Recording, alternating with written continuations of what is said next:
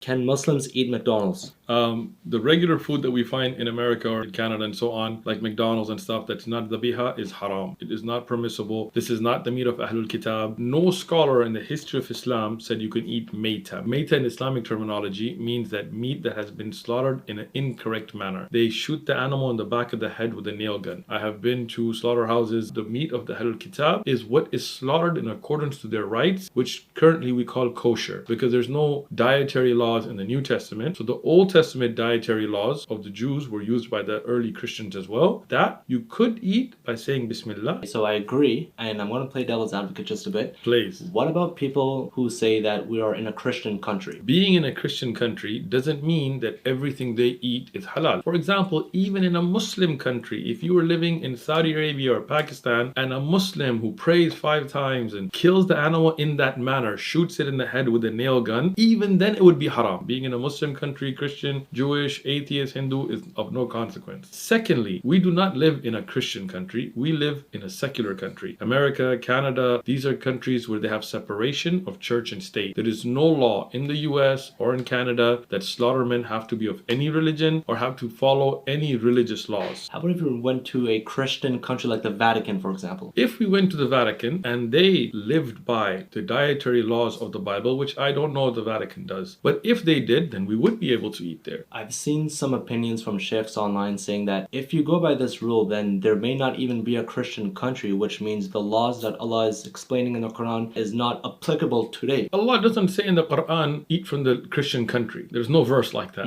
The food or the meat of the people of the book. So having a Christian country is not a condition. It's a stretch, honestly. It is a stretch, and a pretty pathetic one at that. We're not denying that Ahlul Kitab exists. Of course it does, but we cannot misuse it. How about like if a corporation just became super Christian, like Chick-fil-A, for example? Well, Chick-fil-A, In-N-Out, and many of these corporations that are run by Christians do not get their meat from their own farms. They get their meat from regular farms that are run just like anywhere else. But if they were to say that they are adhering to God's commands, dietary laws. Sure. I mean, if they come out and say that we are going to follow the biblical dietary laws, I have no problem eating that. Gotcha. But they don't. What would be the consequences of eating haram meat? Like this whole time, let's say you thought that this was okay, what would you do? Sure. If somebody didn't know or they followed the fatwa of a sheikh that misrepresented some of these evidences, then there's no sin on them. The person makes a mistake, Allah is all forgiving. But if you know, you've watched this video and you know the evidences, then you cannot eat that which is haram, or it will affect your prayers, it will affect your fasting. May Allah subhanahu wa ta'ala give us the ability to stick to the Quran for your deen and for your dunya. Eat halal meat.